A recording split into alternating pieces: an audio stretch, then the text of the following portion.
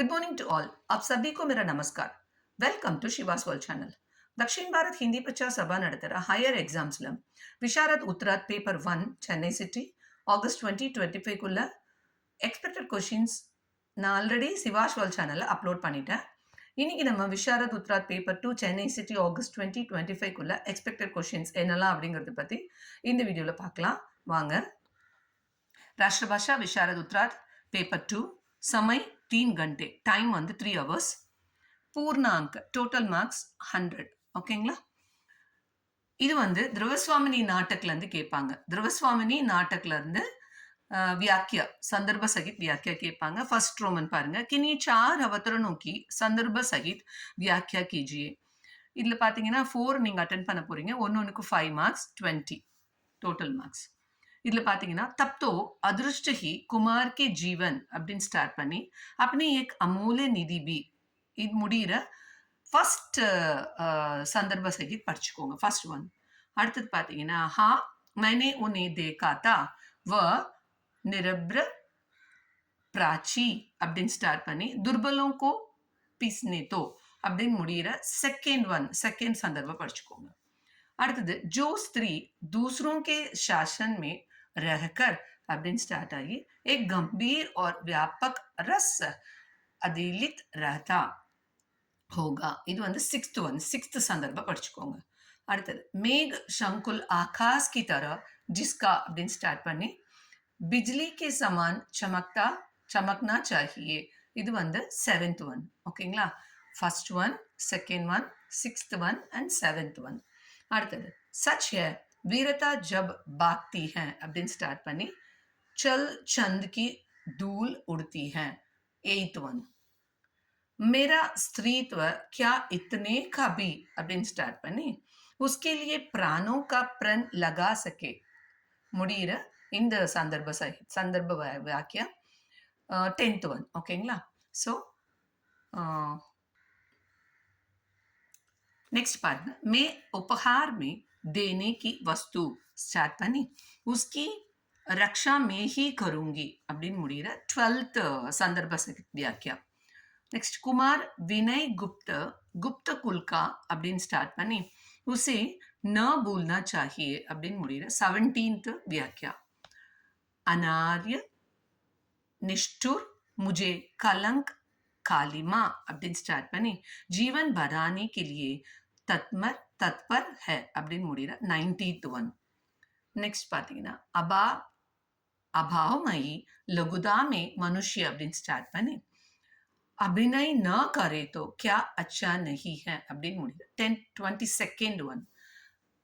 12th व्याख्या, 17th व्याख्या, 19th one and 22nd one.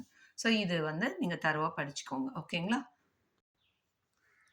Next வந்து सेकेंड रोमन किन्हीं 2 अवतरणों की संदर्भ सहित व्याख्या कीजिए. இது வந்து ஏகாங்கில இருந்து கேட்பாங்க. சூரியோதய், உத்யன், ரிஷிஷ்ரிங், மயோபியா அந்த மாதிரி ஏகாங்கி கொடுத்துருக்காங்க. அதுல இருந்து வியாக்கியா எழுத போறீங்க.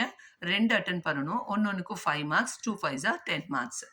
இதுல பாத்தீங்கன்னா सूर्य जब विश्राम करने चला आप क्षमा करेंगे मेरी दृष्टि सत्य का एक ही परिणाम होता है. இந்த மூணுமே சூரியோதயில இருந்து படிச்சுக்கோங்க.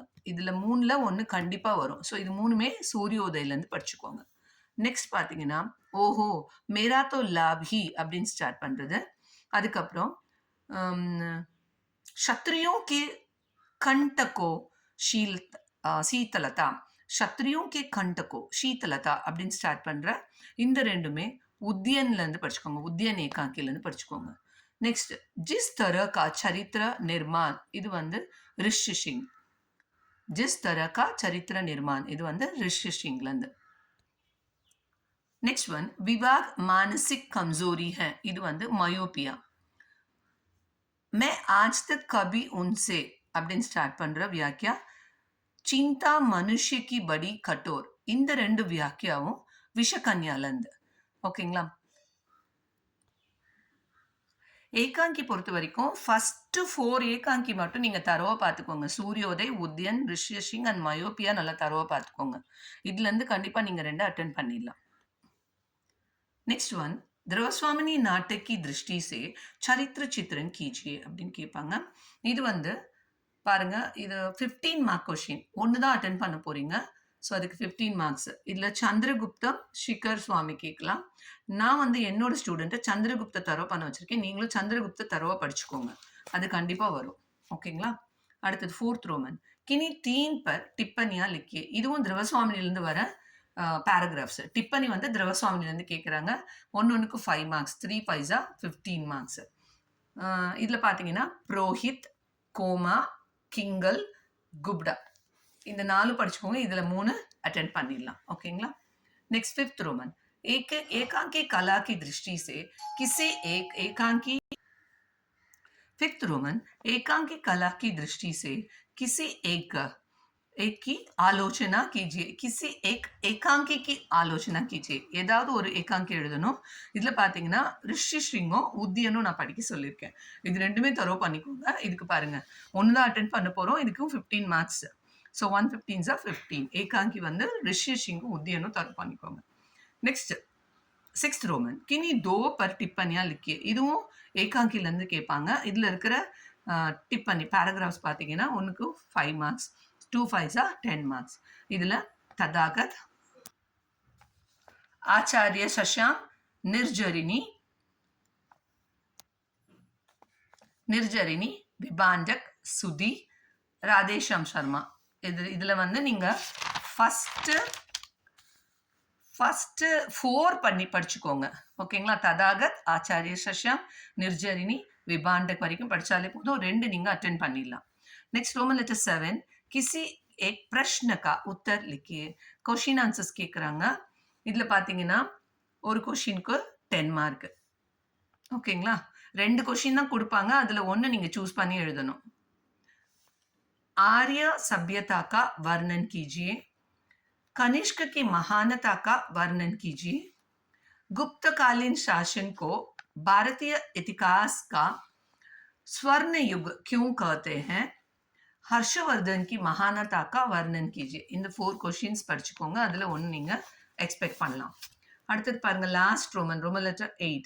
கிசி ஏக் பர் டிப்பனி லிக்கியே. ஏதாவது ஒரு டிப்பனி எழுதணும். அதுவும் 2 தான் கொடுப்பாங்க. 2ல் ஒன்று நீங்கள் அட்டென்ட் பண்ணணும். அதுக்கு 5 மார்க்ஸ். 1 5 5. ஸோ दक्षिणी प्रायद्वीप, भारत के निवासी, द्राविडों का सामाजिक जीवन, शिशुनाग वंश, कलिंग युद्ध, தமிழ் சாகித்யம், நாலந்தா விஸ்வவித்யாலய். இது நீங்கள் நல்லா தரவாக படிச்சுக்கோங்க. ஓகேங்களா? All the best children.